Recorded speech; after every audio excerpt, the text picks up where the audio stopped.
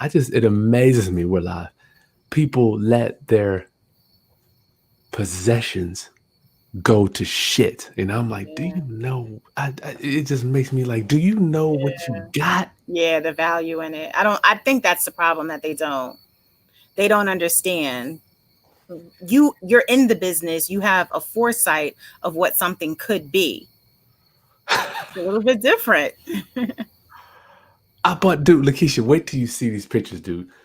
They had about 30 trees that it grew over the deck, right? You couldn't even see the deck. So I had the team out there chopping the trees.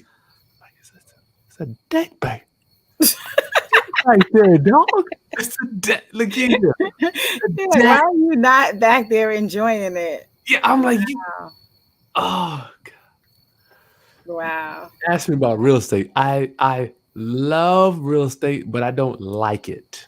I love real estate, but I don't like it. How about you?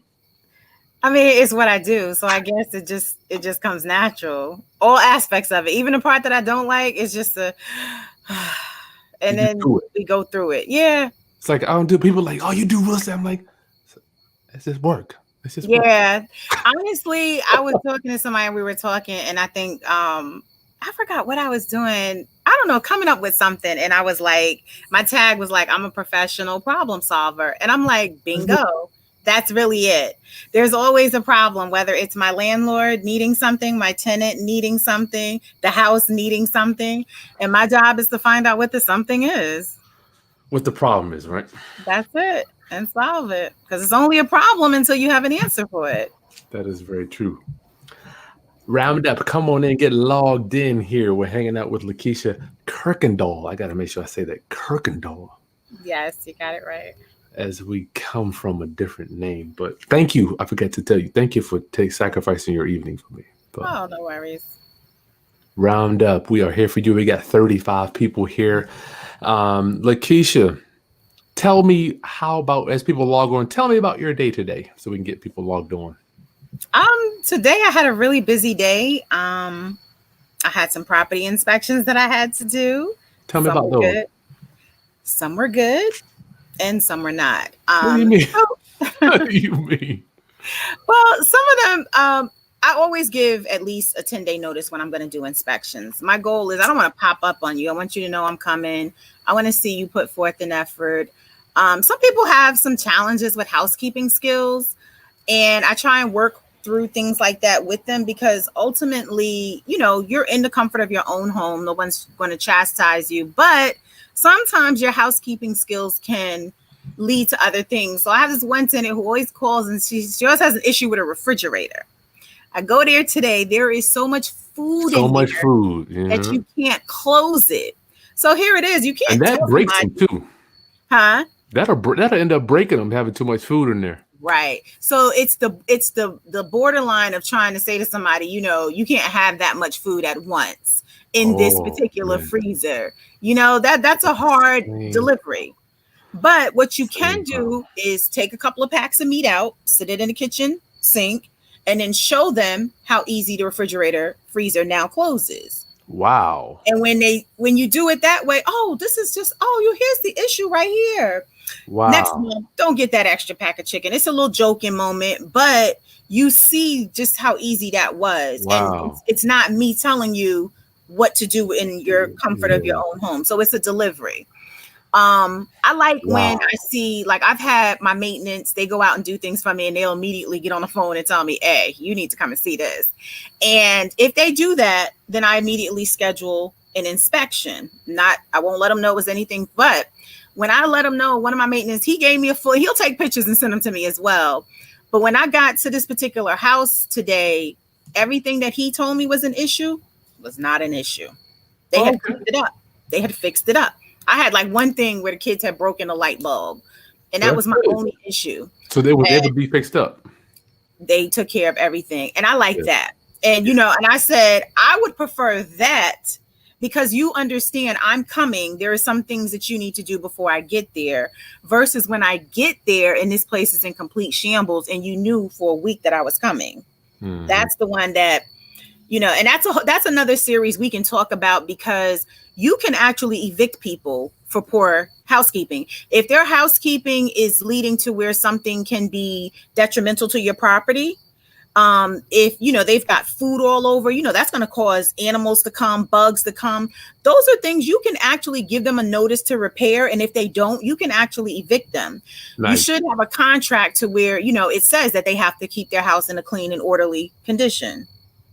Nice. So that's something that, another time we can talk about inspections, what to look for, how to deliver, the information to them. And you can't be afraid of them. I open refrigerators. I open ovens. People are like, what are you doing? Oh, I'm just checking. If you ain't clean this oven all year, when you move out, you know how much it's going to cost to get this oven clean? Mm-hmm. I'd rather you clean it for me now.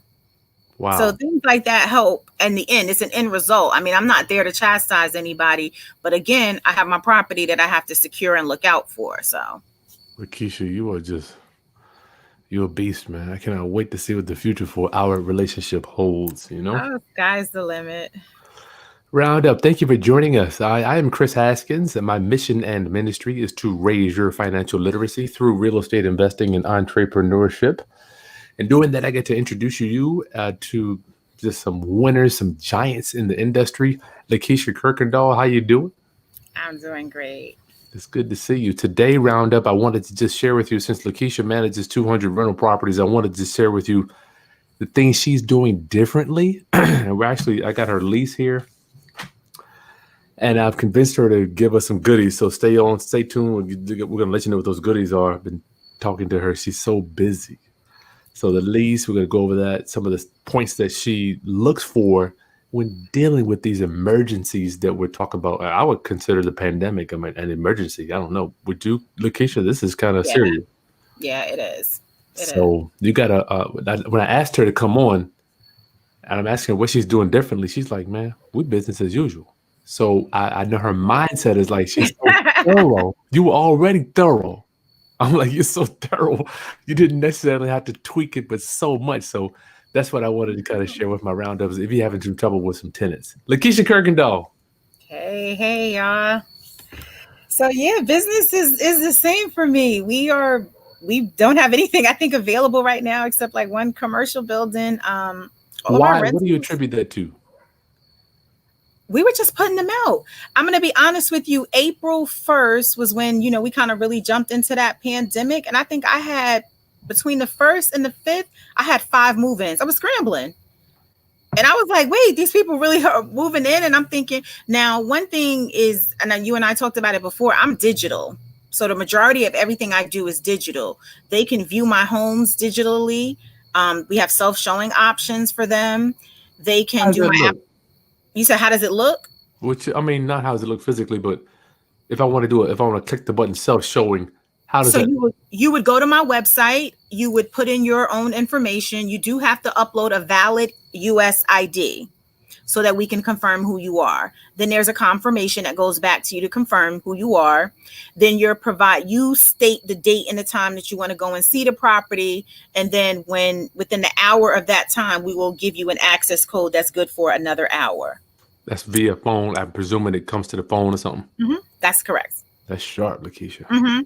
So that I know that contributed to COVID, because a lot of my co-partners, and I mean, I'm in a lot of mastermind Facebook groups where we talk property management all across the board, from California, New York, we talk, all of us. And it's really good because you get to see what everybody's doing, and their offices were on halt. So they only did in-person showings. So now no one was working. And obviously, safety is first, but at the same time, now you have all these doors empties. My whole process has always been electronic. So that never changed for us. So my office, which is in Hampton, we have an office you can walk in and do certain things. But I think the last time I was on here, I mentioned I don't take payments in my office. So you really don't have a need to come to my office for anything. You pay your rent online. If you have a maintenance issue, you call us, or you also have an online portal to send in your maintenance, to send in pictures of your maintenance issue. And we keep going. Our vendors can see the same thing that you're sending us. We forward it directly to them. So there's no miscommunication about what repair you needed. So all of that was in place before the pandemic. So then that's why we didn't miss a beat. And so I did shut my office, but you still didn't miss a beat. There was still someone working in there. We just didn't allow contact from the public. And we have a drop box on the door. If you needed to pick up a key, we would place the key on the door for you in an envelope sealed with your name. If you needed to drop off a key, you would use the drop box to drop off the key. So we never missed a beat. We just kept going. So do you, presuming about all the calls, I was telling you before, I get about a call a day from somebody around the country that's having a challenge with either a tenant not paying, holding it out. They got a saying in New York, live free for three. That's the saying now. Yeah. Because of these evictions. And I know we don't want to get too much into that. You're not an attorney. This is informational purposes only, y'all. Right. What advice can you give people that are kind of going through this? For the limited people that I have, I really don't have a lot of people that were affected with non-payment for that. What I did was the first time, we sent out notice. We were saying, hey, if you were affected, please send us notice so we can start trying to put a plan together. This was back in, I'm presuming, May. At the end of April. Gotcha. All right. Send us notice, whatever you have from your job, letting them know you were laid off, just something so we can work it. Then I would send my owners a notification like, hey, this is what we're up against. We're going to start trying to do some type of payment plans with these people. This is where we are with court right now, and we're just going to work. My owners were fantastic. Everybody was like, Lakesha, whatever you have to do to make it a plan, let's do it. So my owners were game with whatever I put together to make this a mutual agreement for everybody. Nice. As far as court goes, originally, when you were trying to take people to court, you had to state whether or not your property was covered under the CARES Act. And pretty much any properties that were, FHA, Fannie Mae loan properties, they were instantly covered. And then you have a couple of others, Section 8 properties that you received subsidy from the government for, those were also covered. So covered properties at that point, whenever they went to court, all they had to do is say, hey, I've been affected. They didn't have to prove it. They didn't have to have any paperwork. They just had to say, hey, I've been affected. And they were granted an automatic 60-day stay. So your case would be continued for 60 days. Then when you come back, then they would rehear you and then, offer you whatever it was that fell in your circumstance. Yeah. So right now, the stay is until December 31st, but this is for things that are pertaining to rent. We talked about it in the beginning. Sometimes people are doing things that are a breach of contract, to your property. They're destroying your property. That's a breach of contract. That is not protected. That is not protected. So you can take them to court and get possession. And I have. I think I got possession. I don't know if it was May or June. And even the sheriff, when he met me out there, he was like, wow, how did you get the possession? He was like, I thought they were halting them. And I was like, well, mine wasn't for rent. And I even had to really express that to the judge because initially he was shutting everything down. And I was just like, well, Your Honor, I just had a question because I'm not asking for any rent. I was like, this is a breach of contract. These people are fighting in my house. The police are being called in my house. That's a breach of contract.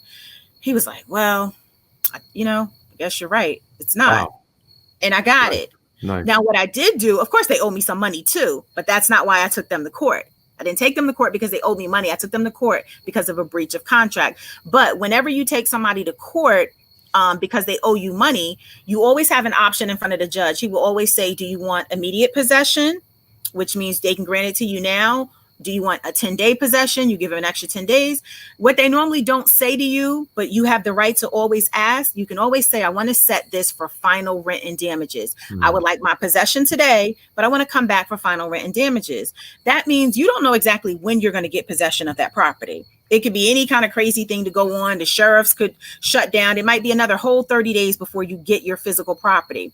As long as you have it set for a continuance, any money that's owed to you from the time that you went to court up until that new court date, you can claim without having to file new paperwork. Nice. So for my breach of contract, I wanted possession that day, but I wanted to come back for final rent and damages, in which that point I would ask for my rent money that was owed. Gotcha. You on the ball, Lakesha. I was telling you off camera, I'm like, just the way your business was functioning before is almost like you have a smooth transition. But I want you to know that that's not for everybody. That's not happening around. It can be though.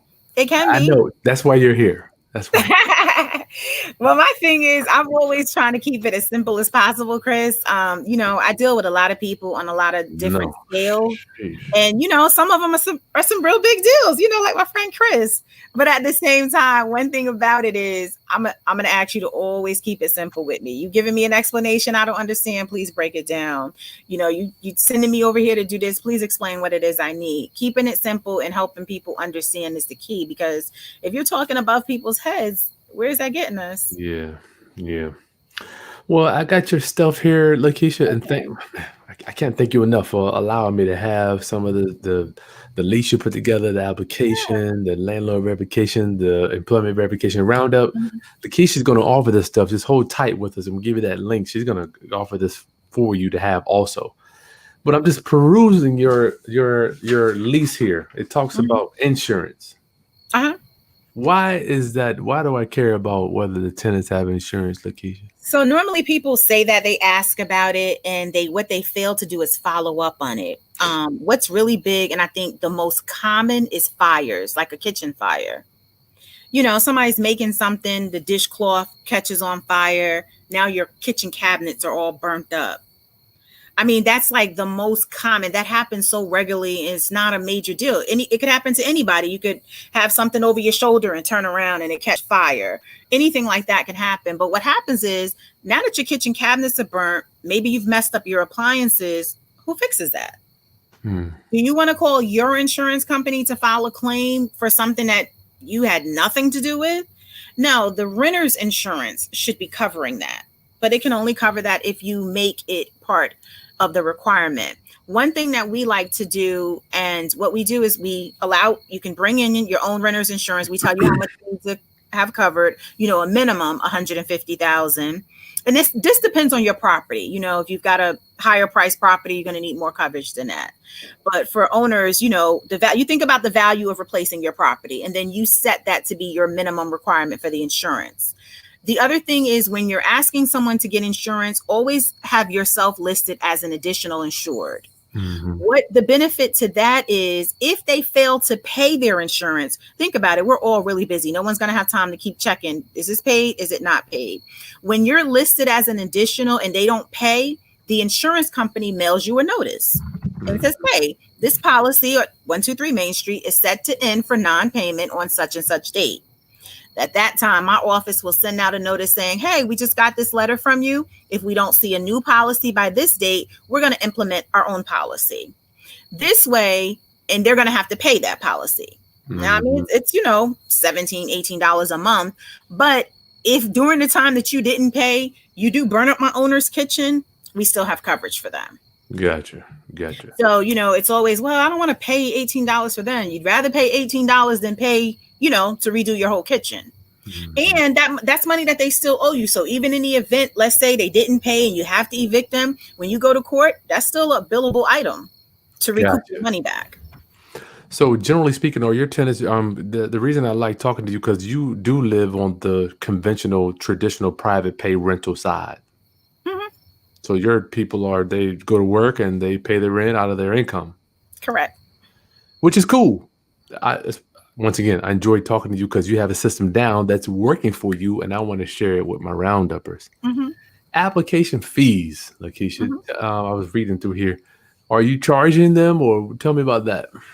Yeah, everybody charges for application fees. We have to run your credit, run your background. It takes time. Do your verification. Yeah, I charge per person. So is it do you charge, say, if it's a single or a married couple? Is it the same? I charge individually. I've got to run a credit on each one of you. I've got to do the exact same work on each one of you that I do. I do know some companies who group them together. I personally don't. I feel like the credit system that I use to run it, they don't give me a discount when I'm doing a couple. So I've got to pay the same fee.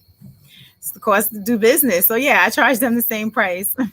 So you're on the questions on the app. I see you ask, have you ever been a defendant in an eviction? What makes you ask that question? What are you looking for with that answer? Oh, I'm at the, well, because you go to court, but sometimes it doesn't go all the way to the end. It was settled before. Break that down for us.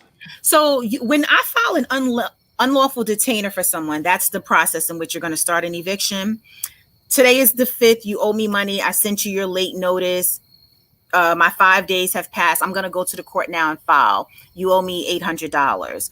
Well, my court date is always going to be somewhere around 21 days from the day that I'm filing it. Or more. Or more. That is absolutely correct. But by the time we go to court, maybe you've paid everything up for me. Okay. But maybe you do the same thing again next month. So you were a defendant. And then how many times? Because no one is filing court for you unless you're not paying them their money, unless you're doing something. That's true. So I want to know, even though you're getting it right, and I'll be honest with you, I hear this a lot. People tell me they don't understand why I keep taking them to court if they're paying me their money at the end of the month. You know I'm going to pay you by the 25th. Dear sir, dear ma'am, I really appreciate that payment. However, that is not how this works. My owner needs their money by the 10th of the month. By the 25th of the month, you're only paying them for the next month. So they're not actually getting any money. So if that's your pattern, then unfortunately, you don't have a good paying pattern. So you may not have ever been evicted. But if every month they're taking you to court, they're going to not renew your lease. I see. Because no one wants to do that paperwork every single month.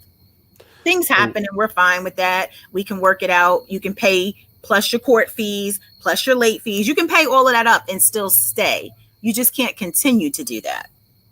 So basically, I'm trying to understand, have you ever been evicted? It's different from have you ever been a party of a lawsuit involving an unlawful detainer? Go ahead. Absolutely. Because I may not have had to evict you. I may have started the process, but I never finished it. Also, you want to find out, have they been trying to sue landlords? Have they, been where they want to initiate? Sometimes you have people like that. So you want to know, your background should tell you, when you're doing your searches, but you want to know from the very beginning what you're looking at. And it's really interesting because that question, they answer it. And they will tell you certain scenarios. Yes, I had to take my landlord to court because my landlord wouldn't fix anything in my house. I had to take my landlord to court because now, what was the process? Did you take that money and put it in the court and do a tenant's assertion? Did you just hold on to your money and just not pay them because they didn't fix anything? Now you're getting to understand what you're dealing with. Who you do, yeah. Type of person. Right. Because that person that went down to the courthouse, we know you weren't trying to get out of rent because you had the rent money. You put it in the court. Wow. Right. And that's the proper thing to do.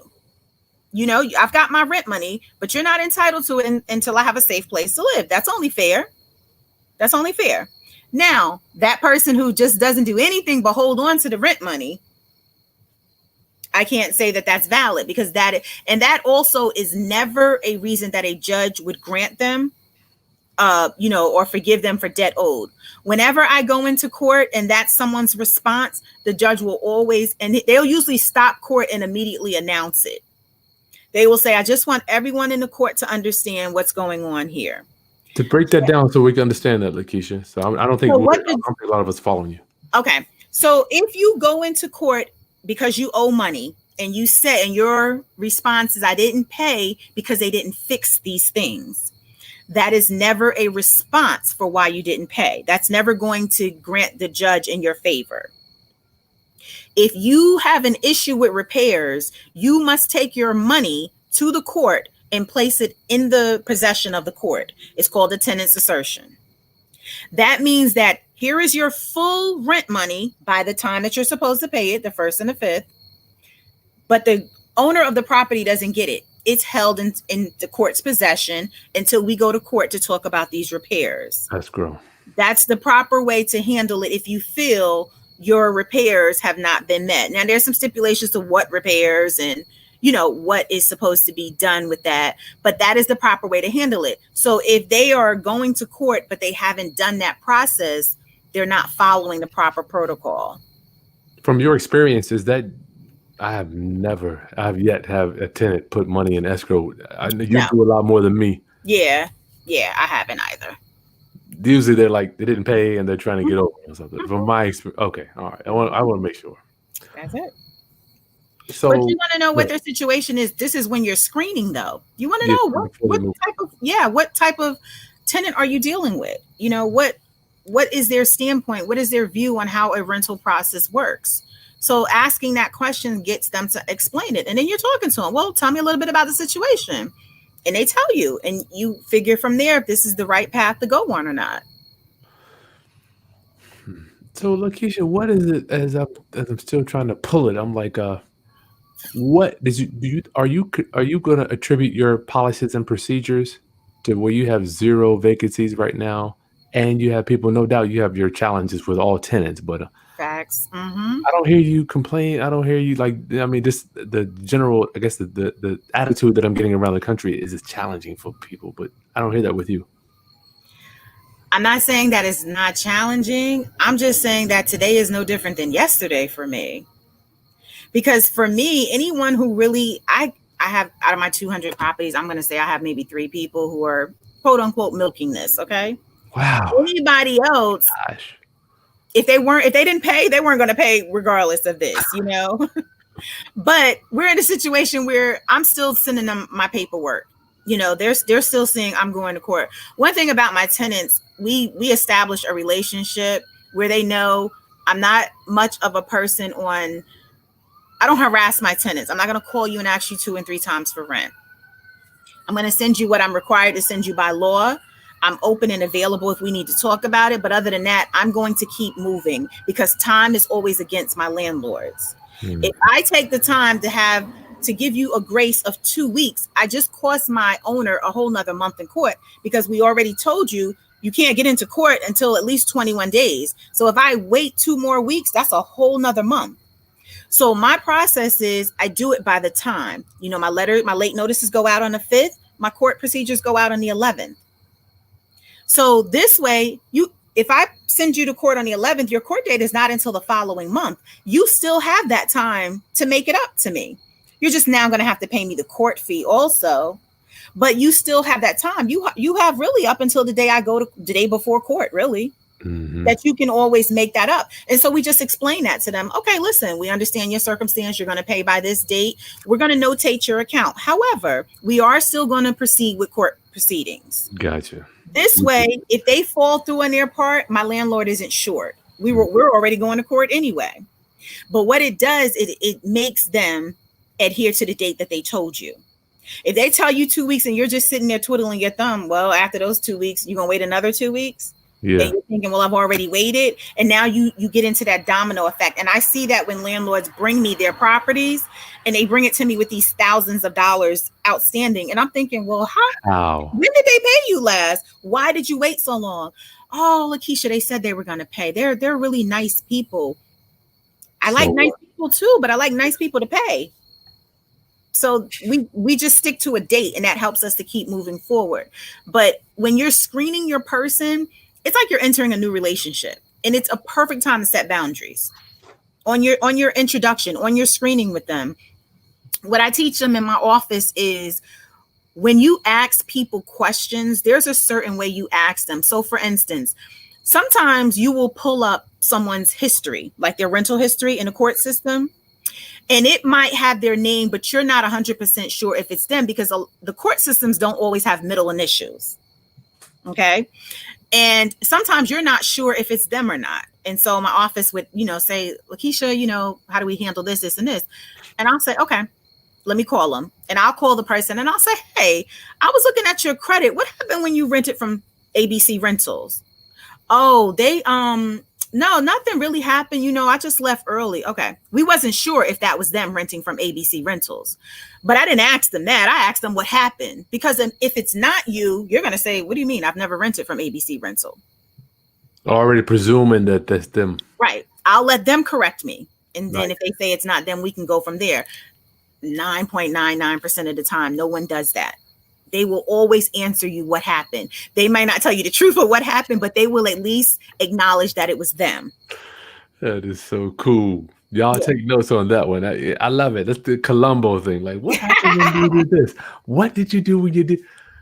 Automatically assume it. And we do that all the time. That's neuro-linguistic programming, by the way. Lakesha, I gotta reintroduce you. Round up, if you're just joining us, I'm hanging out with my friend Lakesha Kirkendall, property owner. She's got 200 doors, and she's just talking about the difference, what she's doing differently, and how she's verifying she's keeping good tenants, paying tenants. We've got 95 people on here. And by the way, we do have a sponsor now. If you look at the right-hand corner, Kris Property Data PropStream has given us a discount for all my round-uppers to do your mortgage pulls, your property data. You can run comps. You can do skip tracing, all that stuff. So just go to krispropertydata.com to get all your big data services that you need. Okay, we paid the bills. Lakesha, we got this. Let's see, it's 30 minutes. Man, I could go on here. I got one more question about your lease, and then we'll stick back to the application. Okay. Exterior maintenance. Exterior maintenance. I see you got a extensive thing here about maintenance on that. Why is that so important when you're moving people in? Well, because you know, landlords, we want to make sure as landlords, we're giving people a good product. You know, we want to make sure we cleaned the gutters before they got there. We want to make sure we have the grass cut before they get there. We want to clean out all flower beds before they get there. And if we give it to them in a fresh start, they have to maintain it. That's part of the lease, that they maintain it. You have to think, if your property is in a association, a townhouse, condo type thing, the association will fine the owners. Yeah. You know, so if your flower beds are overgrown, the association will send out a violation notice for that. And that's something that your tenant should be taking care of. Also, too, you know, sometimes, mostly in abandoned houses, but I've seen a couple of times where, you know, you'll see these vines. Now, I've come to learn in some of my groups, my Facebook groups, people actually like this look. I didn't know it was a thing. What vine? You mean the vines that grow up this side? That grow on your house, that cover it? That's the look for some people. I've never in my life heard of that, but okay. I was like, whoa, we're not gonna like that look under these management agreements. So removing those vines, you want to do that. If you think about it this way, like if you have siding, vinyl siding on your house, I mean, maybe it's great if you have brick, but if you have vinyl siding on your house and you allow those vines to creep up in there, they will start pushing your siding. Mm-hmm. Pushing your siding means water gets to come in there, means you're destroying your house. It's the little things. For you to snatch the vine down while it's at the bottom, 3 seconds, you're done. Get the kids to do it. You get the vine all the way up there. Now you got to pay somebody because you can't just snatch it down because you could tear off, you know, soffit and siding. Yeah. Now it's costing money when all you had to do is snatch the vine from the bottom. So that's why we talk about exterior maintenance. We want that. And then too, you know, a lot of times people in certain communities, they have a stigmatism when you're trying to rent. Oh, we don't want any renters. They're not going to take care of the place. And I don't believe that. I don't believe, you know, that is a thing at all. I think when you have honor and respect for where you live, you're going to take care of it. And so you have to also remember too, some people are coming to us from apartment life. They've never had rented a single family home. Mm-hmm. I have the majority of single family homes. So it's really a different setup and they're not used to that. So it's an education process to help them. Hey, this is you get to, you know, front and back size. This is all of you. They might not be used to doing that. Yeah. And you've got to take care of it. So I've had people, let me ask you, I mean, that could be a thing. I mean, some people don't necessarily want to do it or even know how. Well, yeah. And like I said, we can show you when it's down there at the bottom, like when I'm doing a property inspection, you know, the people are usually there when I'm doing it. And it's not a surprise. Like I am walking around doing my inspections. I don't have a third party company. It's myself or, you know, somebody from my office. Yeah. And we point out while we're there what it is that you need to do. And then we come back and write it and send it to you. But it's not a surprise. You know, just, hey, remember to take care of the grass on that side, take care of cleaning that, you know, fix the window shade, the blinds, things like that. They know what they have to do. The letter is just a reminder. Nice. You covered so much in this roundup. I wanted you to know that this is a 5-page lease, right? And Lakesha. Kris was trying to make me chop my lease down. Kris is like, you guys scared of people. But, you know. And so that lease isn't, you know, my lease, you know, but this is that's to protect you. But here's the reason why the lease gets longer and longer. Honestly, every time you go to court, that's when the lease gets longer. You come back from court and the judge said something. You're like, oh, you know what? That's going in my lease. That's the issue. And then I like to sit in the front row in court so I can always hear the cases before me. And I learn. See you in the front row. I'm in the front row, never in the back. I need to hear what the judge says. So I'm up there in the front. I need to know. And if it's something that Oh, I never thought about that. Or, that's a scenario I've never going to my lease. I'm gonna protect myself for when it does come up. So for people that I remember, I had a tenant call the police on me. It's so weird how I didn't know if you own a house, that doesn't mean you have possession to go inside. Correct. You have something in here that will help my roundup family to say, how do we get inside? Go ahead. I'll let you cover that. So you wanna always make sure you're giving a tenant's notice. Again, you don't want to pop up on people. I mean, it's just not a good thing. You want them to know when you're coming for your inspections and things like that. So in your lease, you want to set tone. You want to say 24, 48 hours. Like, I think mine is 48 hours, but I like I said to Kris, I always give people at least 10 days. Because I'm going to email them this inspection notice, and then I'm going to send it by mail. I just want to make sure everything has gone through, and I want you to get yourself together. Okay. So I don't want this to be a surprise. My goal is not to catch you like, haha. My goal is to come there and know that my owner's property is good. And if my owner comes behind me, we have no issues. That's my goal. So you want to set it in your lease that you have that. Now, you have a tenant that just will not let you in the property. That's a breach of contract. You need to go. Get rid of them. You need to go. Now, if you've got to enter that property for a repair, an emergency repair, you may enter that property. You may enter that property because it's going to cause future damage to something else in your property. Gotcha. And again, I've never really gotten into a battle of what I can and can't do with my properties. Like I said, I'm very respectful to all of my tenants. I'm never just driving around knocking on people's door to come in. So if I'm there, it's for a specific reason. And again, it's about presentation. Sometimes, my office assistant, she's like the sweetest person. And sometimes she's just a little bit too sweet. And she's like, they said that's not such a good time. I said, it wasn't a question.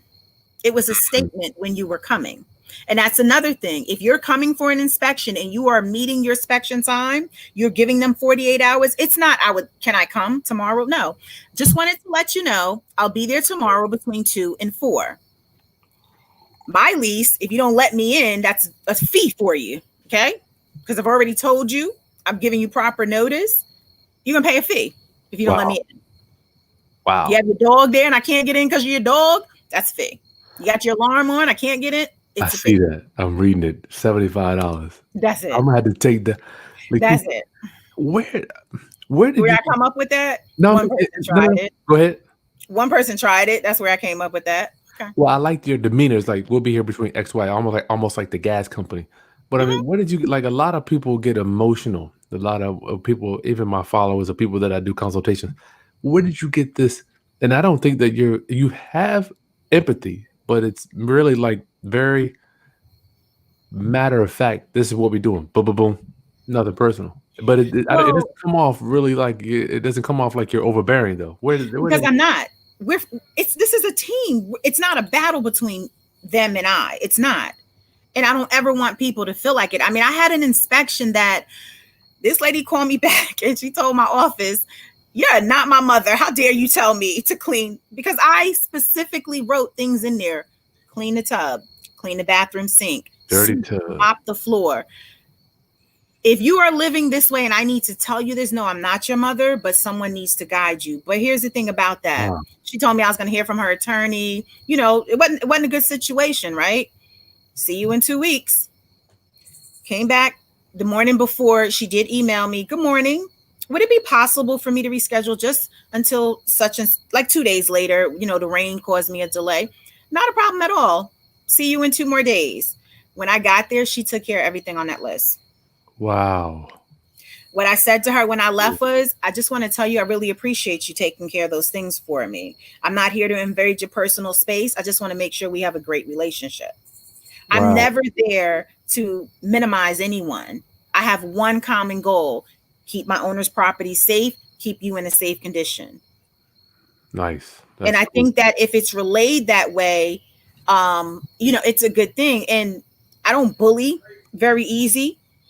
Well, I don't bully. I mean, I don't take to bullying at all. And I think that's what people kind of get used to, talking loud, trying to scare landlords. I've had landlords that are really scared of their tenants. I don't really understand what that's about.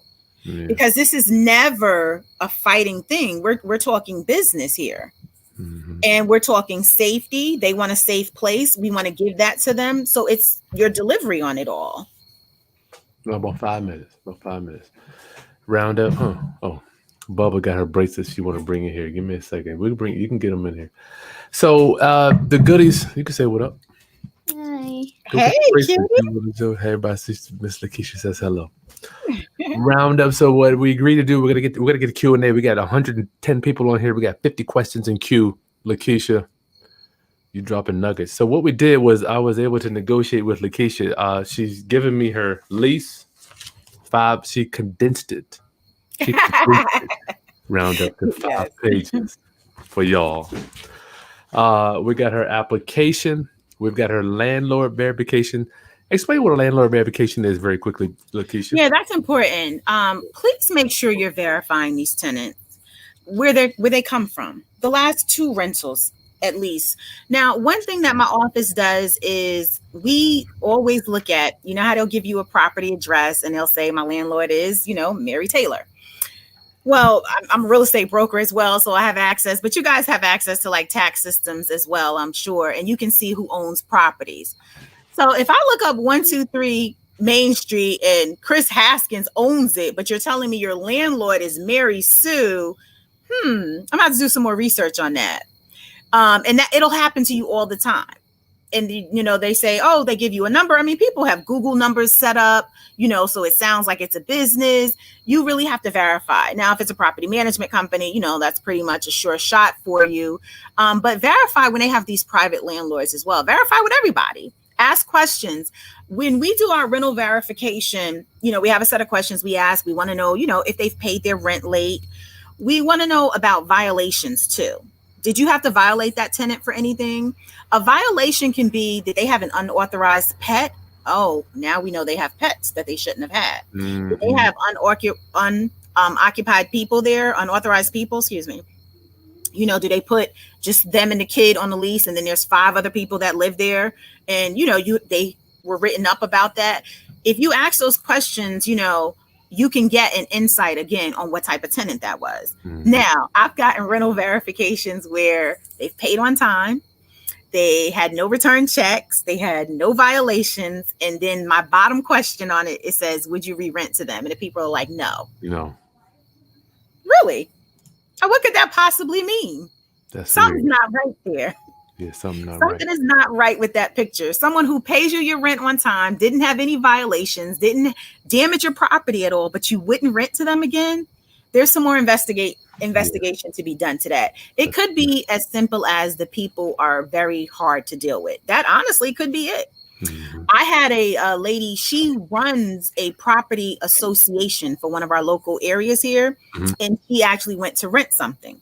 And they gave her, it's called a non-renewal when you decide not to continue someone's lease after it's expired. Well, they gave her a non-renewal and she called me, well, how could this be? I've paid my rent on time. I said, at the end of a lease, either party may terminate and no notice of why you're terminating is required. Just your notice that you're non-renewing. You have to give it to them in 30 days or 60 days. If you are being complicated your entire time of renting from someone, they are not going to want to deal with you again. Point blank, period. Hard ass. Without that year lease, and then that is it. Being a hard ass. Yeah, so that's what people don't understand. Yeah, just because you pay your bills on time, but if you're complicating people's lives, if they're like me, they're gonna say no thank you to it. All right. Well, 1 second, Lakesha. Bubba, what's going on? You got a bracelet you want to show? You got some product for us? Let us see. What's going on? What are bracelets? What are you doing? I got some. I'm sorry, Roundup. She's gonna bring us some goodies. Tell her, let's go. We want to see them. I'm trying to get an entrepreneur. Landlord verification. Final was employment verification. I mean, we could talk all night about screening. Why do I care about the employment verification, Lakesha? Well, my employment, I need you to work at your employment for at least 90 days. The reason I picked 90 days is usually if you start at a new job, you have a probation period. It's usually 90 days. They don't like you in 90 days, they get rid of you. So I want you at least to make your probation period. Gotcha. I try and make my screening and criteria, it is across the board for everyone. It's the same, but I try and make it a little lenient to help everyone. That way, I don't require you have been there for years and years. Just 90 days. That way you're in there. I know that you're solid with your job, and they can tell me whether or not they plan to continue to keep you. They're going to tell me your salary, your position. Make sure, positions match up. Sometimes people's pay stubs say one thing. This verification says something completely different. Something might not be right. Is it a red flag, or do you have to do some digging on it? Or it could be a mistake. Yeah, I do some digging. I'm a digger. I mean, I think that's just me by nature. I really should have been a PI, but hey, I guess this is what I am now in this world. So yeah, in my opinion, you are. You just make. I always say, you know what? I trust what you're saying. I just got to verify it. That's it. When they do the employment verification, are you looking for a certain amount of money versus income versus rent? Well, it depends. We have a ratio that we use, and each landlord can set their own, what ratio from debt to income that you're using. Or you can set it to, you want to have a certain amount. Some people use 3 times the rent amount. Some people use 2 times the rent amount. You want to set it. What's good to do, landlords, is kind of write down what you're going to set and then just continue it for everyone from there. Whatever you choose that works for you. Use that amount across the board. I try to do 2.7 times the rent. Is this, what do you? I do 2.5, and I use net pay. Net, okay. Versus gross. Mm-hmm. Well, round up. I've had you for 45 minutes. I want to get to some Q&A, but round up. Get your questions in the box, and Lakesha's property management document packet. Right, it's in the video description. You're gonna get her lease. It's 5 pages. Her residential rental application. How you screen these people. What questions do you need to ask them? Because to me, the screening process is the most important process. Is that the same for you, Lakesha? The screening process for everyone is the same. Yes. I'm talking about, is that, for me, it's the most important part. I mean, just getting a tenant in general. Well, yeah, it's a whole profile, though, not just one thing, not just their income, not just because I'm talking about screening all of it. Exactly. Let me ask you, I would rather you have an empty unit than a bad tenant round up. 100%. Okay. It would cost you more money in the end. Gotcha. And I know a lot of us are like, oh, I got that mortgage payment. I need to get that payment. You're going to lose it. Whatever you made by taking that bad tenant, multiply that by 3. That's what you're going to lose. Yep, you're going to lose even more round up. And you're hearing this from 2 people. Our experience together, you're getting 30 plus years. Anyway, you're getting your lease, rental application, your landlord verification. You better talk to the previous landlord and to ask the questions, and that's going to be in there too. And you're going to get her employment verification. You got to verify how much money these people are making round up. Yeah. And I use the employment verification as well as the pay stub. And sometimes people get a little annoyed because they're saying that, well, I gave you one. What do you need the other one for? I need to make sure they match. Okay. You gave me a pay stub. There was literally a site on Facebook where the person had a whole business creating fake pay stubs and doing rental verifications. Wow. I was so appalled when I was like, really? That's what you took your energy? Because you could take that same energy and work with, a property management company or do verifications for landlords. But you took your energy to make her stuff look good. Her stuff looked really good. Let's get some Q&A. Round up. We got Bubba here. What up, B? Hey. Hey, Bubba. Where the bracelets at? So Bubba is a kid entrepreneur. What we got here tonight? So we got a new thing. I got some new kinds of beads. I like those. What colors are those? I see purple. Okay. So she's doing Greek. This is going to be one she has for a Greek. She's just started offering Greeks. So is this Oh, I like that. I don't know what it. Oh, here we go. So this is a cute one here. I'll make it stuff. What else you got, B? I got a red and white and silver one. Show them the medallion there. Yeah, that's going to be for Delta DST. So she just started offering those. Okay. And round up. What else? So she's making some other stuff. Oh, is that the only 2 that you're showing extra here tonight? Yes. Anything else you want to talk about your bracelets?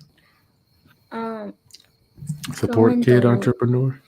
Go in the link, I think. Yeah, you can tell them. Go ahead. Go in the link below, and you can buy any color, and you could buy a charm. Give me that gum. You can't. Why are you promoting yourself chewing gum? You see Daddy chewing gum? Go. go on the link. You can get one of these bracelets, or you could get a different one. Any color, just type it, and Size. age and size and your age. Gotcha. And if it's for a female or male. Gotcha. All right. Anything else? And you can pick a charm. All right. Yeah. Well, thanks for supporting kid entrepreneurs. Bye. You're supposed to say that. Thank you for. You're supposed to say thank you. Oh, Hurry up. thank you for supporting kid entrepreneurs. All right. Get out of here. Round up. Thank you for making this a real. You know, most kids are like lemonade stand. They can do it, but it's not real. You guys, I'm forever indebted to you for making this real for my daughter. Thank you, guys. All right. Get some Q&A. Lakesha, is that cool? That's cool. I was trying to look over there to see what we have. Bed bugs. Gary. Hey, Gary. Y'all make sure you put your city or your state out in Cali. What do you say about them bed bugs? I would say hopefully you do not have those.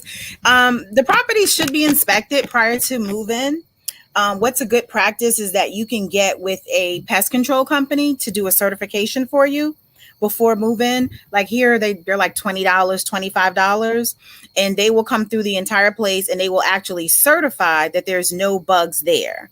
Right. Then you should have an addendum that states if they have bed bugs after you have a certification, it's their responsibility, and then what all is involved.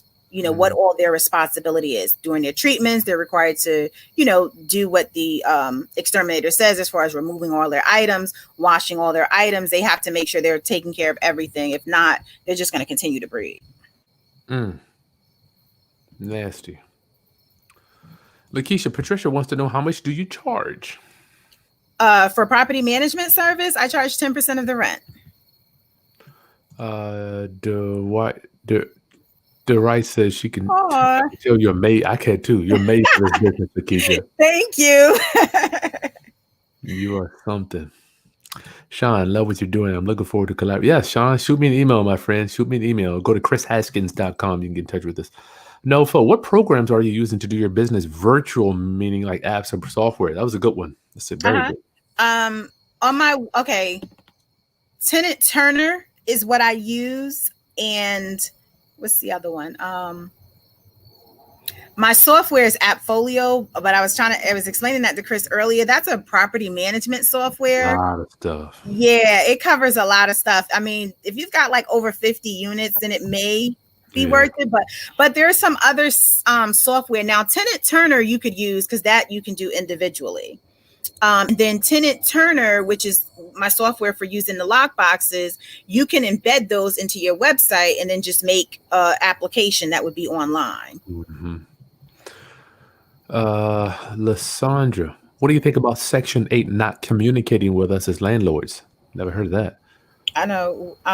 We have a Section 8 tenant from our home we moved out of and building another one. They're currently renting for $2,000. They bust out the door. They have stray dogs. Okay.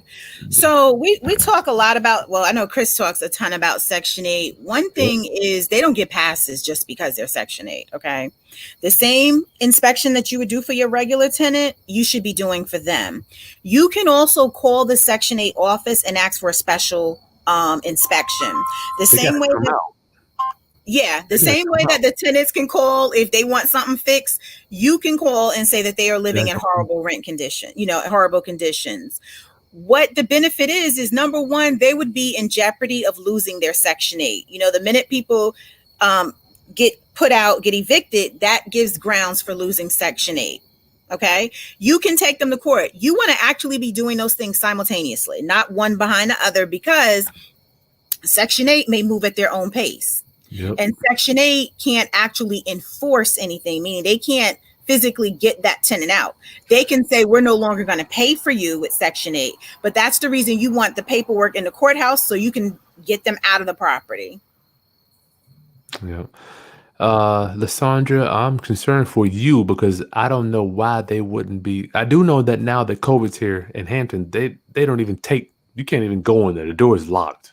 The door is locked, but they're still there. Yeah, they're still there. Yeah, you can email them. You can You can call, leave a message. You can call back 10 Oh, times.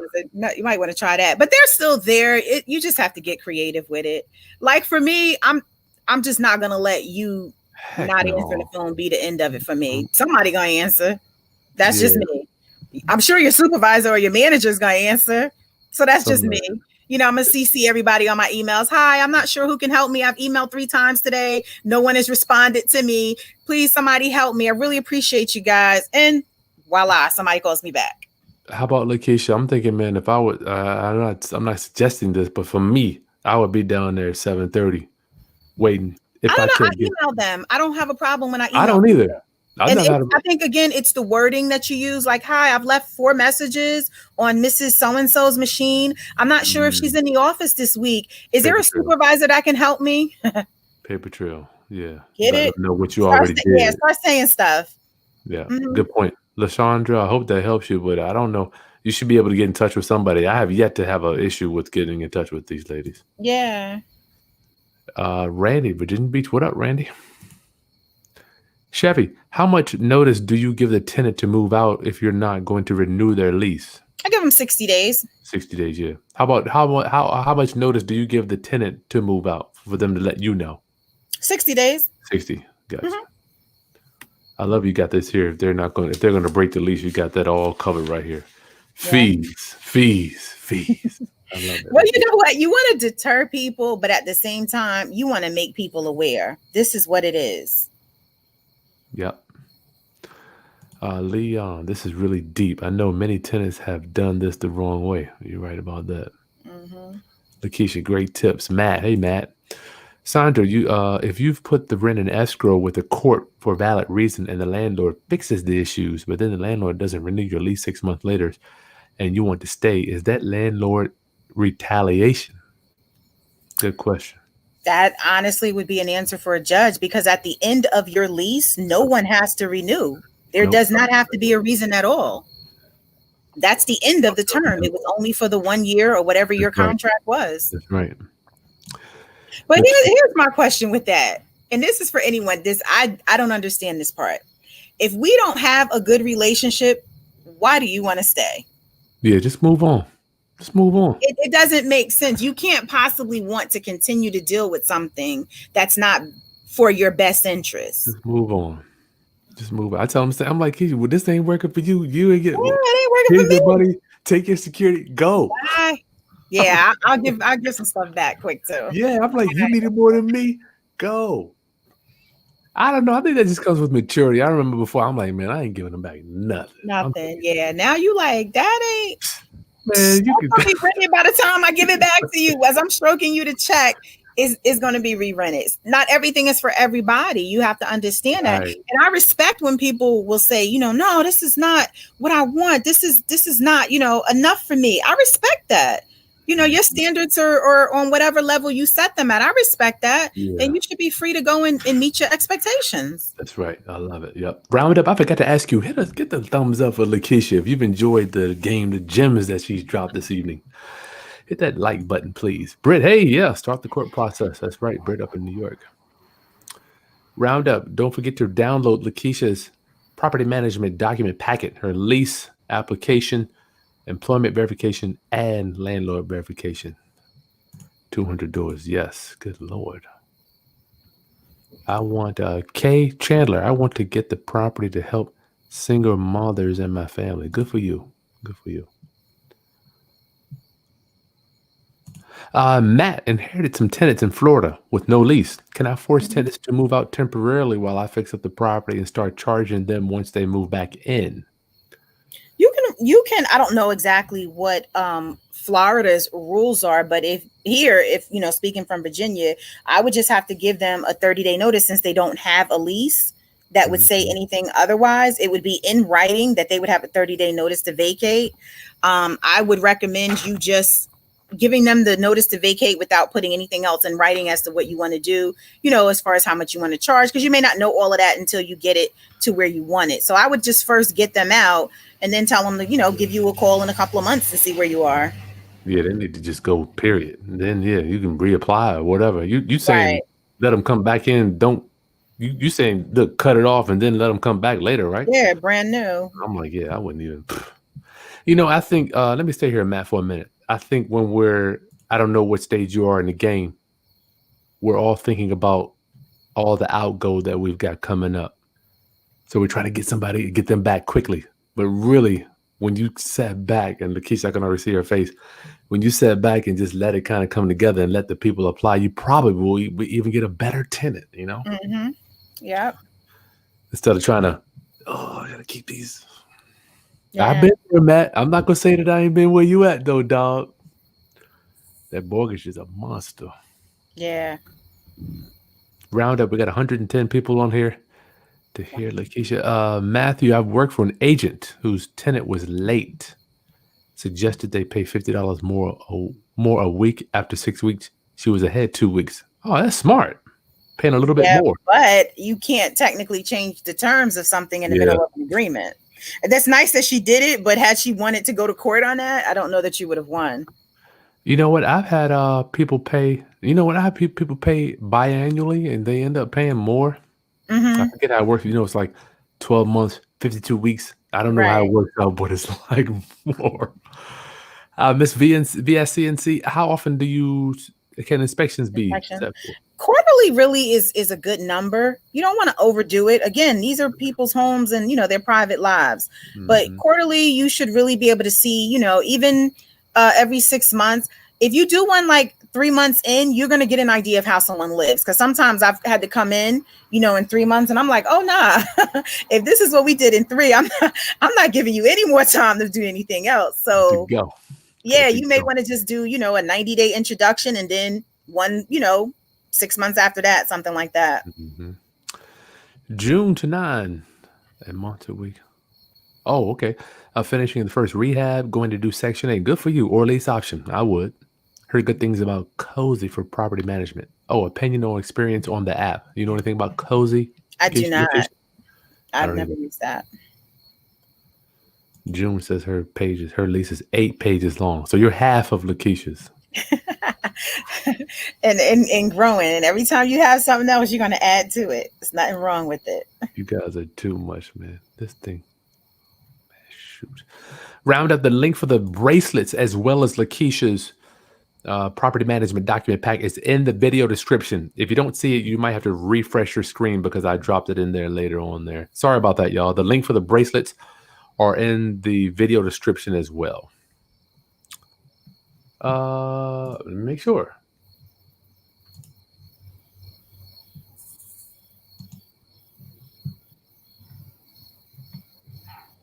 Get your questions in here. Yep, they're in there. It's in there.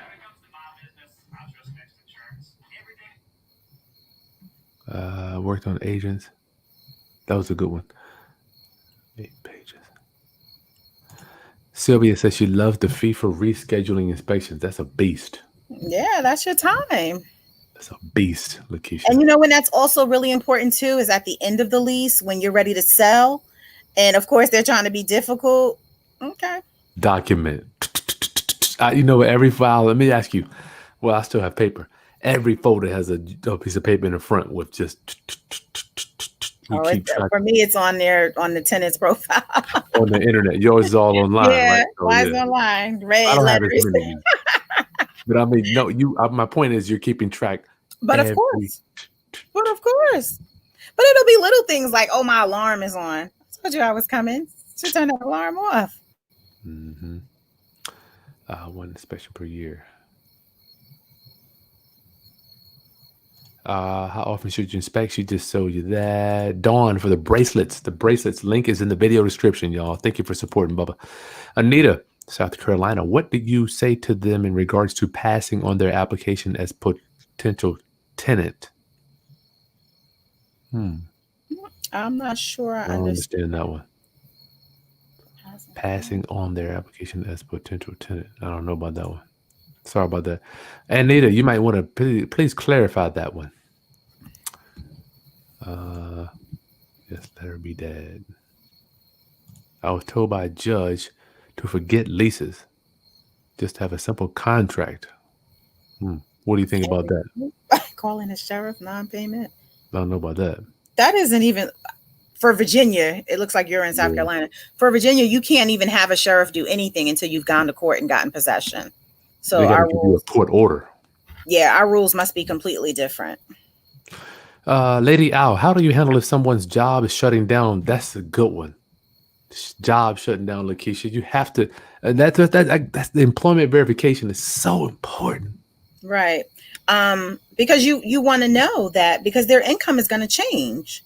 So you want to know if they have something else already lined up that they've been approved for. If they have another source, sometimes people have more than one income. So you want to know if their other source can handle the rent alone. If not, their income still has to meet your criteria. So if they're losing this one because their job is shutting down and they don't meet your income criteria, unfortunately, you wouldn't be able to approve until they, reestablished. What if they tell you, well, Lakesha, I've been working on some things, I've been applying, and we've got some good stuff in the works, but nothing right now. How did you take that? Oh, you're going to get something soon. And when you've been there for 90 days, give me a call back. So you don't even remember, I need 90 days. So if you're starting a new one, I need you to be there 90 days.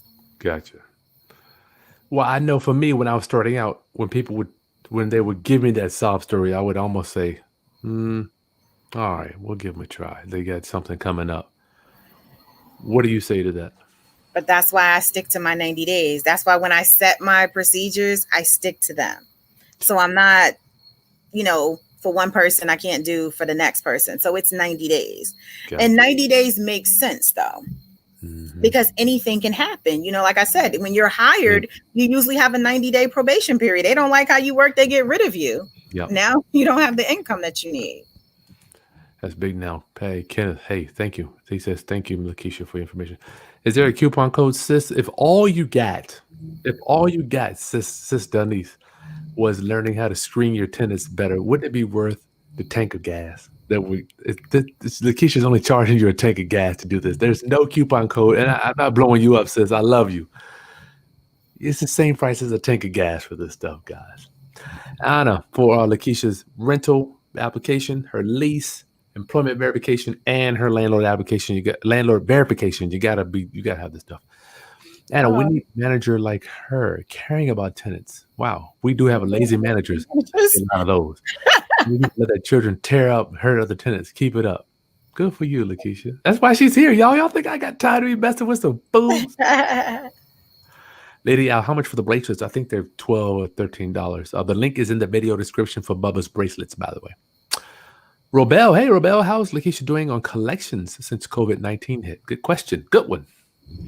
Like I said, I don't have a lot of people that are actually, have really been affected. So I'm like 5% in the negative. I'm telling you, y'all, you hear that? That's by design. That's her. This is why she's here tonight sharing this stuff. That's her. It ain't average. Train them, Dawn. Yes, right, Dawn. Train them up young with my daughter. The link for the bracelets is in the video description. Yes. Will I be able to see the whole video after this live ends? Absolutely. Just rewind it. At Folio. That's what you're using. Yes, that's what I use. Janelle, if the tenant threatens you with legal action, do you go back to the property or alone, or do you bring somebody with you as a witness? Me, myself, and I. Sylvia, can I use your rental agreement for lease part on a lease with option to buy? Yeah, you probably would just have to tweak it because you're going to have some additional terms that you would need. And do security deposits on lease options. Yeah, you just have to tweak it, but it has some really good protection points in there for you. Mm-hmm. Stuff I never thought. Good gracious. I see you got a smoking thing here. How can I say this? First of all, you shouldn't be smoking no damn cigarettes anyway. Yeah, but you see it's not just cigarettes in there, right? Oh, I didn't see. Okay. Any chewing tobacco. Okay. Vaping pipe. Good Lord. You covered all that. Yeah, but there's a reason though. Seriously though, I mean, you know, like I said, people do what they want in their own home. That's fine. But here's the one thing: when you're renting, it's not yours. Okay, so you have to be mindful of that, and we have to give it back to somebody else. I've had people who, I mean, houses were immaculate when I went in there. We take big pictures off the walls, and the paint is two different colors Brown. because the smoke has damaged the walls that much. We don't. I actually went to court, and I mean, it was nothing else wrong with this property with the exception of that, but I did have to paint the whole property. And so the tenant lost their whole security deposit, and we went to court and they fought it. And I had to bring my pictures in color. And, you know, the judge was like, I'm really sorry, but she's right. You know, she has to paint that whole place because of the cigarette smoke. Good for you. Nanika Allen said, this is very informative. I'm getting your packet now. Thank you. Thank you. Yep. Joe Sue, where can I purchase the trust from you? Just go to krishaskins.com. It's right there. Go to krishaskins.com, my friend, if you need to get your trust. With this moratorium in place, can we evict tenants who have numerous lease violations, even if the rent is getting paid? Good one. Yeah, because you are evicting them for breach of contract. So your lease should actually state that, you know, multiple lease violations are grounds for termination. Mm-hmm. Whenever you're sending them a violation and it's the same as something similar, make sure you reference that too, because that's what you're going to use as your proof in court. But yes, you should be able to evict them. Good one. Juez, hope I said that right. Will renter's insurance cover non-payment of rent, Lakesha? No, it does not. Damages to a certain degree. Damages like, you know, if they tore up your carpet, you know, if they, you know, had any accidents, if they had left water on, water damaged your stuff, your floor, you know, maybe they didn't tell you about a leak or something and it damaged your cabinet along with flooring, things like that they would cover. Nice. Micaiah, hey, joining us from Trinidad and Tobago. Wow. Nice. Holy cow. Thank you, my friend. Thank you. Well, I'm honored. It's an honor to serve. Marsh, how can I make them pay the insurance? How do I write that in as a requirement? So on the lease, you're going to have that it's a requirement. And then when they go to rent from you, they're going to show you proof of insurance with you listed as an additional insured. The part that you are listed as an additional insured, that means you get notice anytime they don't pay. Anytime their policy is going to cancel, the insurance company will send it to you directly. Gotcha. Round up, don't forget, support Bubba's bracelets. The link is in the video description below. And get Lakeisha's document packet also in the video description. It's nothing but a tank of gas to get all those docs. Good gracious. Loreno, hey, man, difficult issue. Tenants complaining about mice coming in from the neighbors. Tenant has withheld 4 months rent. Eviction will be filed. Should I be concerned? Well, how have they withheld the rent? Is it in the court system? Because if it's in the court system, the tenant is taking the proper step. Even though the mice are coming from next door, if they're entering through, there's some type of way that they're entering through. Mm-hmm. Something on your property needs to be sealed, crawl spaces, cracks in the foundation. You want to find out where they're coming in from, because that you want to stop that source. You know, they're outside playing around. That's one thing. But the minute that they're able to enter your property does make that an issue for you. So yep. I would at least make sure I've gotten an exterminator company to identify how they're entering and show that I've taken those steps to correct that. And you know, that would be your defense. Hire an expert. That way you can. And then also make sure that their conditions inside, you know, are not inviting to that. You know, make sure they're keeping the property together. If they're living how the mice would love to live, you know, that's a reason for them to come in and enjoy themselves as well. And you would need documentation of that for court. Yeah. Micaiah, when you purchase a property with a tenant in the property, does the owner also hand over the security deposit after you purchase the property? That has to be written in your agreement. In your purchase agreement, you have to write that in. Let me tell you, Micaiah, I've done this several times. And what I like to do is buy, if there's a tenant in a house, real estate is chess, right? It's chess. Try to buy towards the beginning of the month so you can get the rent for the whole month and not close at the end of the month, right? So this is just something I learned from my mentor. That way you get the security deposit and you get the rent for the whole month, right? As opposed to buying it on the 27th where you get 3 days rent. So Makai, just a little nugget for you there, brother. You better get that rent too. Don't be letting the seller keep that rent. Yeah, I know, right? That's important too. Make sure it's prorated. You're right. Yeah. A few more questions. I'll let you go. What's the best way to start without a license? I don't know. Real estate. I don't know. Oh, real estate?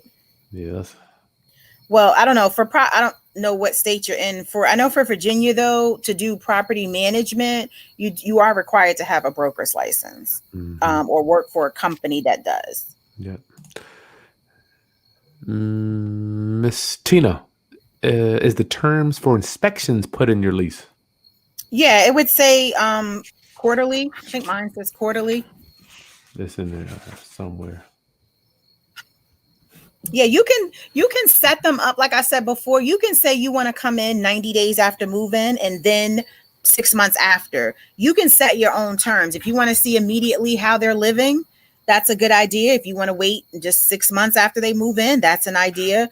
Whatever you see fit. You probably will have to go in and out of the property to do certain things or send maintenance. Hopefully you have a good relationship. So for me, my eyes are constantly on the property. If anything is wrong, I use the same, repair people. So they'll call me and say, hey, they have a dog in there, hey, oh, you need to see this house, because they know what I would allow and what I wouldn't. And so things like that are great, so you can come in for, one thing. And if you see something crazy, now you schedule an inspection. Latanya says she downloaded your docs, Lakesha. Thank you so much for sharing your insight and expertise. Thank you. You are absolutely welcome. I'm telling you, man, Lakesha, you're just like a walking for my elders, you're walking encyclopedia. People don't know what that is. Dawn, passing on the application. Nice. Oh, you too crazy for a tenant. Okay. Oh, okay. What percentage? June, what percentage of previous tenants would you re-rent to? Do you have a percentage in mind?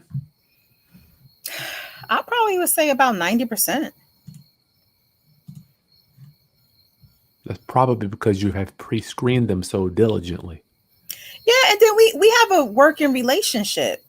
My tenants, they might come in and, be a little rough around the edges, but we develop a working relationship.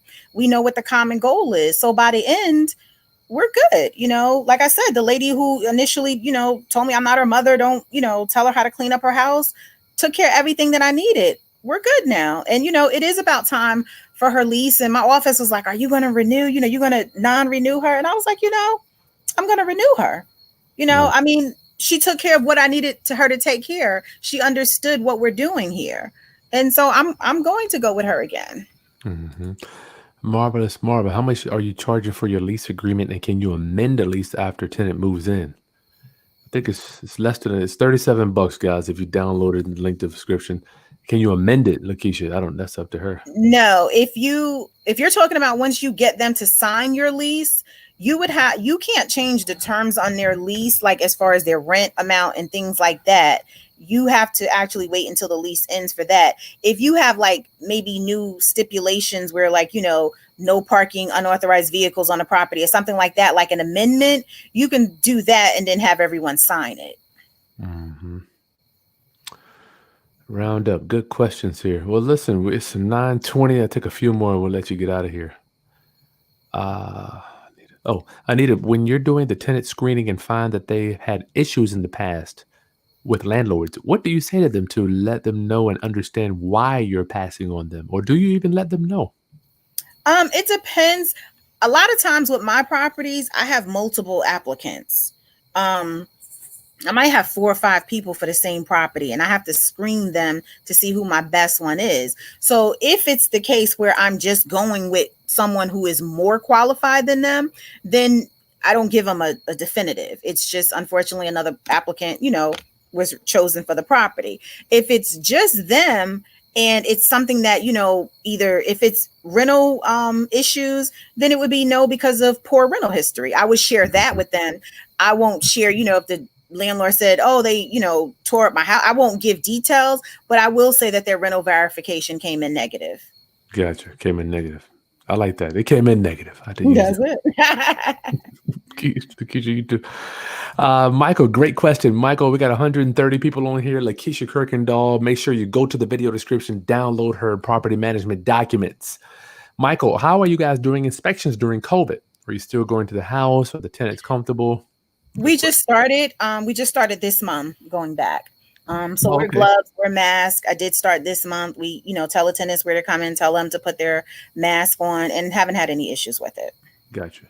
Robel wants to know, is there a good collection percentage rate for a rental portfolio? Now we're at 100%. Now, Lakesha, I don't know. You're pretty high too. Yeah. I just think we've 9%. been doing this so long. It's almost like, I don't know, man. My gut, I can look at the paper and be like, you're gonna be trouble. Look at the background check. I don't know. Can you look at? I don't know. And you know what, too, though. Pay attention to your initial process. Those people who are like, I need to move in tomorrow. I have the money right here. I have first month's. Oh no. Pay attention to that. That is not how real life works. Pay attention to that. If you can't right off the back verify where they used to rent at, those are red signs. Pay attention to things like that. When you start asking them for, clear copies of pay stubs, I don't want just the amount at the bottom. I need to see the entire pay stub. When it's 3-4 times you trying to get that, pay attention to things like that. Yeah, if you got money, you need to move tomorrow. My thing is, listen, I don't want to deal with people that can move in a day. Right. You don't have enough stuff sitting in the right place. I'm like, I don't want to mess with you. You ain't got no lease nowhere. You ain't got no. Right. You can just pick up your whole car and just drive it to the next spot. That type of people. People. What is valet trash? I don't know. Your favorite uncle. What is valet trash worth paying for? I don't even know what that is. What is that? I don't know. He asked it twice. Insurance certificate. This is great information. Good for you. Knowledge is power. That's right. Trevor, how do we weed out in Florida? How do we weed out additional people on the lease? That's toughie. How do you weed out? I mean, you should be paying attention to it. When you go there, if you rent it to a single person and every time you go there is, extra clothes, extra shoes, somebody's always sitting on the couch, conversation. Hey, how long you been living here? Oh, I just moved in. Oh, okay. Send mail or something like that. Oh, so-and-so's name. Is he going to be there? You have maintenance. Oh, my boyfriend's going to be there. Is he going to be there in the morning or night? Oh, he's there all the time. Those are little key things. You have to have conversations with people. Yeah, you just talk to them. Don't be scared. Yeah. Just don't ask them direct questions. Just have a conversation, though. And that's all we got. Somebody's had a problem. Okay, if you got an issue with say this corrupt, Nanika, if it's corrupt, just send me an email. I don't know what that could be, but it's other people are downloading it. We'll get you straight. Whatever. If you have a problem, we'll get you straight. All right, relax. Somebody was asking about a checklist for the inspection. Miss Booker. Mm-hmm. Okay. Oh, sorry. Lysandra, do you have a checklist of inspections when you go to the house and you take pictures for reference for the units? I absolutely take pictures of everything. Like I said, I do open refrigerators. I open ovens. I do take pictures of things like that. Always take pictures of your property before they move in. Everything. Oh, God. Yes. Please take pictures of your tubs. If you give somebody a property with a tub mat in it, please make sure you have a picture of that mat removed. And then when they move out, that mat out. I have run into a lot of people damaging tubs, putting holes in the tubs. That's like a $350 fix. Yep. So if you can fix sure it at all. those. And when you go to court, you will really need those pictures to show the judge what it looked like before. If you only go in there with what they've damaged, you're not setting yourself up for a win. Pictures. They legit, from my experience, the judge loves the pictures. Mm-hmm. And when they see you coming, once again, if they see you got your dates, pictures, times, it makes a difference. They don't even. And people want to know why I take pictures of their refrigerators. Inside the refrigerators, the brackets and things. I don't know because I've been doing this so long, but if you ever go to the appliance department store and you have to price out replacing those brackets, you will understand the serious. Yes. $90 a piece. And don't then you need the clips because then that's another $40. And so the tenants go crazy when they see the bill. I'll show you the place that I ordered them from. But that's the reason I take the pictures of their refrigerators, because you break these brackets and now we have to replace them when you leave. Yeah, that ain't cheap. And the refrigerator is $500-$600, and you spending $100 on a bracket. It's like, Right. Lord, they don't even believe you. All right, round up. Make sure you invest in yourself. For there's 130 people on here that are listening, Lakesha, final thoughts on just property management during the coronavirus time and beyond. Hopefully, as landlords, we are all, and this would go from, this epidemic has showed us many, many things. Number one is you need a plan B, okay? As a landlord, nothing is guaranteed, as you knew before, but no one of us could have ever imagined it'd be like this. If you are getting into the investment world and you're becoming a landlord, please make sure you have reserves. Please make sure you invest in maintenance on your property. It will save you a lot of money in the long run. For someone who said, their tenant is trying to go to court with them, for repairs and things, sometimes I know financially it's not there. But if you want to become a landlord, you have to have an alternative option for that. If it's a credit card, you just save for repairs. If it's a finance company that you can use, if it's a personal loan from your bank that you can put aside, you have to have money for your repairs. Yep. This is a very lucrative business, but it can also drain you if you do this wrong. Property management in itself is great. It's wonderful. Sitting in court and, people trying to sue is not so great. So as landlords, protect yourself. Take your emotion out of this. A lot of people tell me I'm emotionless. They take it as I don't care because I don't give them a lot of emotion, but I don't know where the emotion makes a difference. To me, a fact is a fact. If you have a situation, we can work it out. Whether I'm happy or sad about it doesn't make a difference. But if we get to a resolution, then we've all met what it is we came here to do. So just as landlords, I want everybody to really be safe. Please don't let these tenants bully you. You are providing them with a place to stay. It's crazy to me how some people talk and treat their landlords. I've never understood that, but this is your place. And I've always found when you give somebody respect, it's easier for them to return it to you. So it's not us against them. It really should be one, as long as we educate them. So I think if we educate ourselves in the proper process, we start off doing it correctly, it helps us to have a really good relationship with these tenants long term. Good. Lakesha, it's an honor. Round up. Make sure you visit the link below for Bubba's bracelets. Order your bracelet. We got a different Greek. She just learned how to do Greek bracelets too, so she's doing that in the video description. And Lakesha's property management document packet. Gonna get her lease, her application, her landlord verification, and her employment verification to get your tenant moved in. You got to screen these tenants properly. If you don't screen them, all you're doing is set yourself up for a headache for the next 3 or 4 months. I've been there, trying to move people in. Like, I got to cover my mortgage next month. I'll let them slide. It'll cost you more money in the long run. Just don't do it, y'all. Take it from the guy that's lost. Lakesha, how many people could I have put through college with all the non-paying tenants since 2000? And I know my girlfriend and I, we always say, we're like, hold on a minute. If we decided to let people live for free, let us pick who we want to let live for free. We might want to do it for the community. We don't want you to live there for free. Let us pick who we want to live there. Because I'm like, how does that work?